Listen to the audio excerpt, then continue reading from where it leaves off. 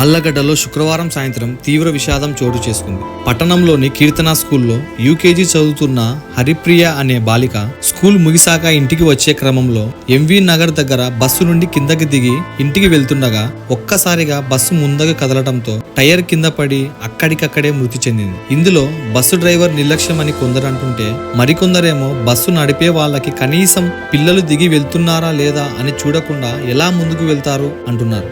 ఈ సంఘటన చూసి పక్కనున్న జనాలే ఇంత బాధపడుతుంటే తల్లిదండ్రులు విజయ శ్రీధర్ వేదన వర్ణించలే. నవమాసాలు మోసి ఎంతో ప్రేమగా కంటికి రెప్పలా పెంచుకున్న కుమార్తె ఇలా ఇంటి ముందే మరణించడంతో తల్లిదండ్రులు కోలుకోలేని పరిస్థితిలోకి వెళ్లిపోయారు. దయచేసి ఒకసారి ఆలోచించండి. ఇలాంటి సంఘటనలు ఎన్ని జరిగినా మనుషుల్లో మార్పు రావటం లేదు. ప్రతి ఒక్కరూ బాధ్యతగా, నిదానమే ప్రధానంగా వాహనాలు నడుపుతూ ఎదుటివారి క్షేమమే మన బాధ్యతగా వెళితే ఇలాంటివి జరగకుండా ఉంటాయని కోరుకుంటున్నాం.